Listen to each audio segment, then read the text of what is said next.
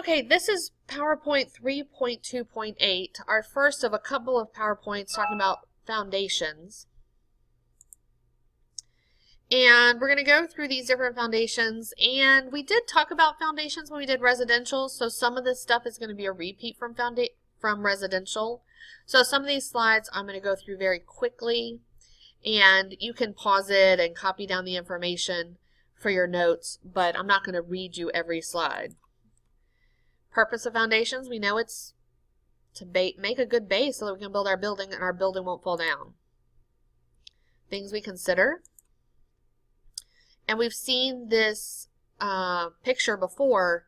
Basically all of our loads, our wind load, all of our loads coming down to the soil down here. That's where it's important that we've got a good foundation.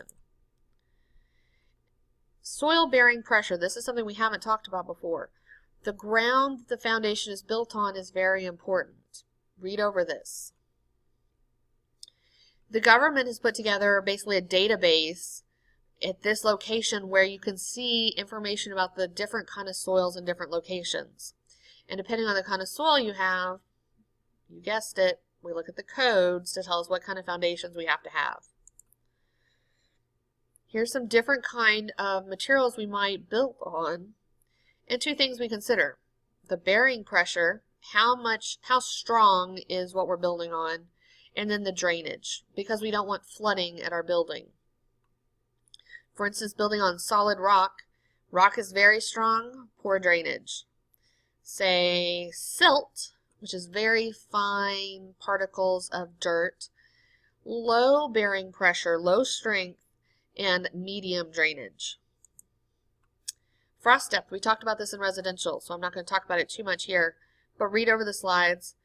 We want to be building below the frost line. So here, we saw the same picture before. We want to build our foundation below this frost line, or we could end up with cracks and even collapse of buildings.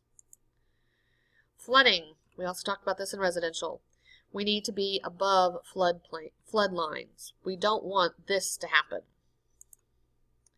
Different zones. When we talk about our codes, flood zones, there's the A zone, which is where there's a 1% chance of flooding, and they put restrictions on what level we can build at. And V zones. V zones are in the coast. If you've ever been to Corpus Christi or Galveston or anywhere down near the coast, you'll notice a lot of buildings are built up on stilts.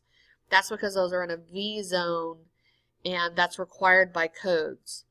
BFE, you're going to see on the next picture, that's base flood elevation. It tells us how high we have to build. This is a firm flood insurance rate map from Hawaii, and this is the water out here.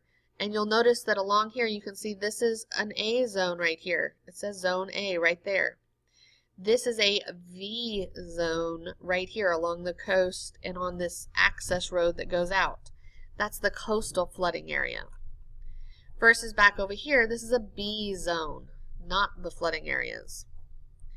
And they have maps of these that you can look up online for any area. In an A zone, we see our base flood elevation. For residential, our lowest floor, including the basement, has to be above the base flood elevation. In non-residential, the lowest floor needs to be elevated at or above the BFE or dry flood proof to the BFE. So you can have things down here where you could park, but you can't have, like you could use this as a garage to park underneath here, but your lowest floor of where you're going to live or work has to be above here, or this has to be completely dried in where water can't get in. That's what it says here.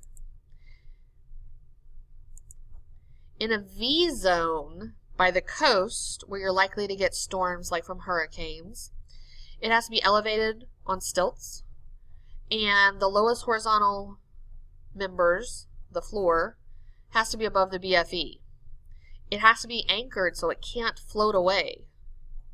Think about if a hurricane hits, it could knock the house over.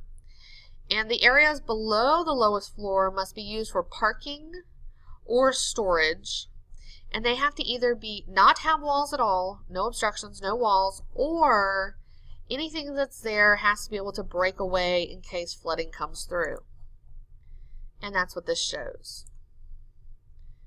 Again, this is the breakaway walls where you could put up, like, lightly tack up siding here, but it has to be lightly attached so that it would break away if floodwaters come in. Now the foundations, we can have different foundations, shallow or deep. You should take notes on these in your notebook. Shallow foundations don't go down very deep, but when they go down, what happens is the footing presses on this much of the soil. And then this much of the soil pushes on a larger area below there. It basically makes a cone shape or a pyramid shape going down. And the farther down you go, the less pressure it's putting because it's spread out over a greater distance. We've seen this kind of picture before. Take a minute to look at the different parts. Columns, piers are the concrete part, and then the spread footing. Continuous footing, we saw that in residential. Slab on grade with a thickened slab. Again, we've seen all these kinds in residential, so I'm not going to go over in detail. This one is kind of new for commercial. It's where they actually put a big flat mat, so a big slab, and then they put piers down on it.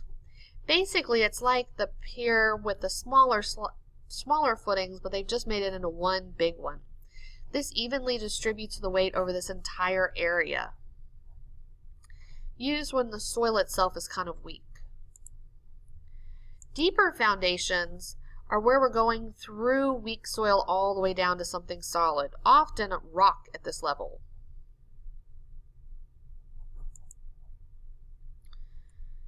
We could have piles, which that's very deep, basically columns that go down into the ground.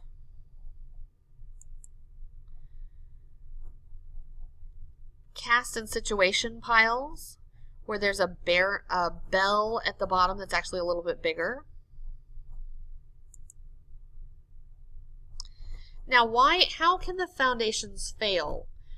Well, there's a couple of ways. One is when I push here, this part gets pushed down, causing this to move down and that to go up, and we end up with cracking here.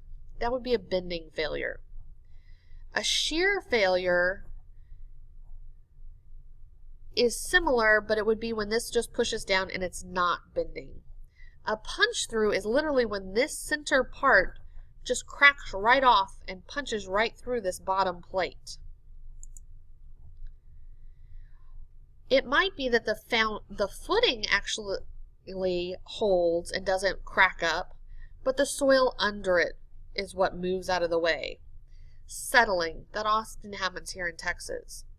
Basically, the footing could push down here and push the soil up on that side, or the footing can settle here, pushing the soil up on both sides. And that's the end of the slideshow. Thanks.